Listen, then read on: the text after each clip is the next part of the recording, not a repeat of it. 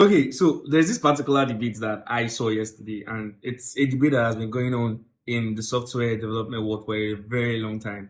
And the debate is which is harder, front end or back end, which is harder to implement most of the times. And I went to read comments and I was like, okay, I think I see the bias here. A lot of people will always be biased towards their stack. People will be like, oh, front end is harder, back end is harder, this, that.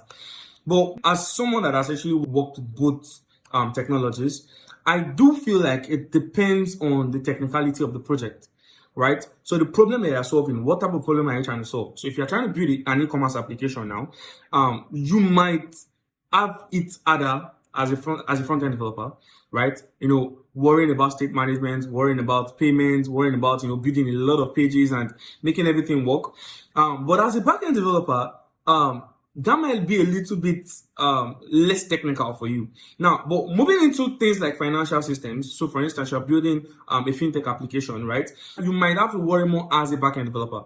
Now, for instance, you probably try to build, the payment logic, building user wallet system, talking about payment integration, transaction engine, and most importantly, security, right? So that might be a little bit or a tougher job for you as a backend developer. Saying front end is harder or back end is harder to implement, I honestly do not share in that view because I 100% believe that most of these things depends on the technicality. Okay, are you working on this? Are you working on that? Which is going to be harder for you while working on something like this? That is what I think about this particular debate. But of course, I'm open to counters. I'm open to opinions and ideas. If you do not believe front end and back end are as equally as hard as each other, then of course I definitely want to hear what you think about it. All right, guys.